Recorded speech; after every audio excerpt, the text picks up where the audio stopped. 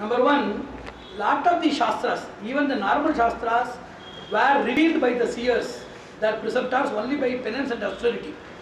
Even meteorology, even the Rasarnava, the alchemy, the Vaimanika Shastra, Bharadwaja in aeronautics, even the mundane sciences, they have been revealed by our ancestors through penance austerity. And this Samadhi is ecstatic trance. And the ecstatic trance is divine bliss, and that is divine experience, and that does not come for the rescue of the society and Shastras. Tapa alochane, that is the dhatu. If somebody is interested in the revelation of a knowledge for relief of a society, rescue of a society, they go in penance for thousands of years and get those things. How Sayanacharya, Bhaskaracharya and Aryabhatta, they could exactly derive at the speed of light the diameter of the earth, distance between earth and moon, earth and sun, how they can derive these things without the support of any scientific meteorological experiments or the instruments which are available now. Exactly they could do that because of their penance and austerity.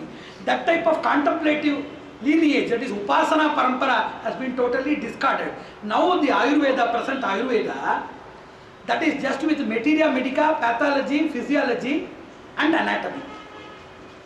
Now the Ayurveda is very much limited. It is a very wonderful question. It is an eye-opener, at least for the believers, the astikas of the Ayurvedas, who are not treating it as just a material or a medical treatise. They must consider it. It is a very important subject.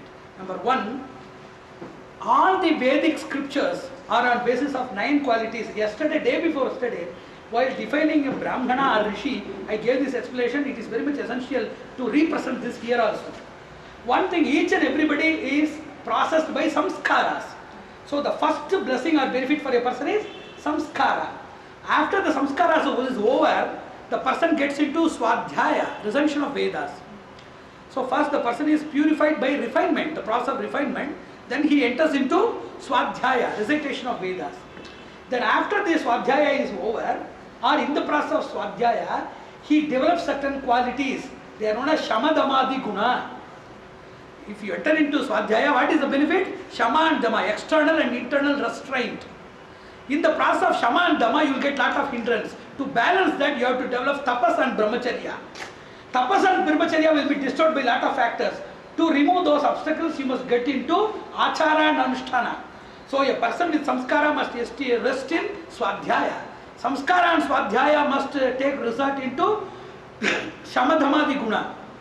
Samskara, Swadhyaya and Shamadhamadi Guna must get into Tapas and Brahmacharya. Samskara, Swadhyaya, Shamadhamadi Guna, Tapa and Brahmacharya must follow Achara and Anushtana for protection. It is like the sealed cup or a well-packed, packed cup which preserves it from vaporization or any other external disturbance. So a person with this Samskara, Swadhyaya, Shamadhamadi Guna, Tapa, Brahmacharya and Achara Anushtana will get only real bhakti.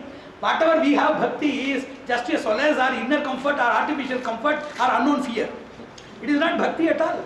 The real bhakti comes from this product. If a person has bhakti with the above requisites, then only he will indulge into real havana, pujana, yajana, bhojana, bhajana. He will get into this process.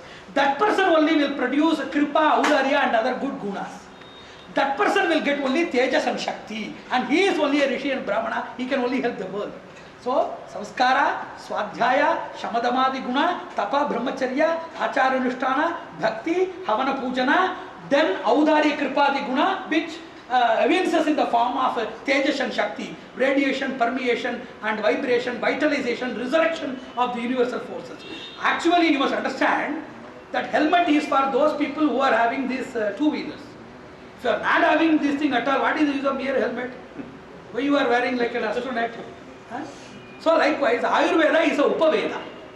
So a person who has mastered Ayurveda must have mastered Veda. After Veda Sikshana only it has been advised. Swadhyayo adhyetavyaha. First you must go into Swadhyaya.